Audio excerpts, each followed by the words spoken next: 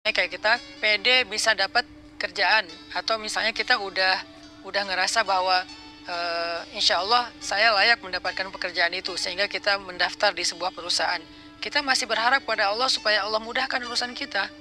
Tapi ketika ternyata kita ditolak sana sini, kita ketuk setiap pintu-pintu di bumi, ternyata nolak kita sehingga kita nggak punya kerjaan, kita tiba-tiba jadi putus asa, jadi nggak berharap lagi, jadi nggak optimis, karena ngerasa kayaknya pintu-pintu bumi udah tertutup.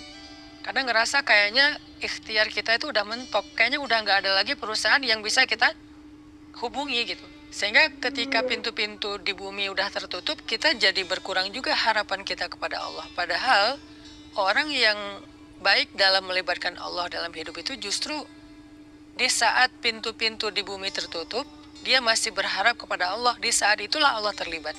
Jadi jangan sampai ketika pintu bumi tertutup, manusia meninggalkan kita, jalan-jalan ikhtiar itu kayaknya udah mentok, kita jadi berprasangka buruk dan tidak lagi berani berharap yang baik-baik kepada Allah.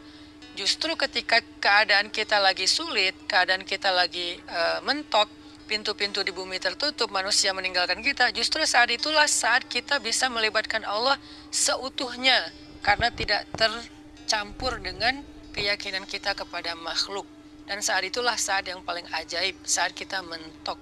Maka harusnya ketika kita mentok, ketika kita merasa kayak nggak ada harapan di antara manusia atau di bumi, kita justru semakin besar harapannya kepada Allah Subhanahu wa Ta'ala.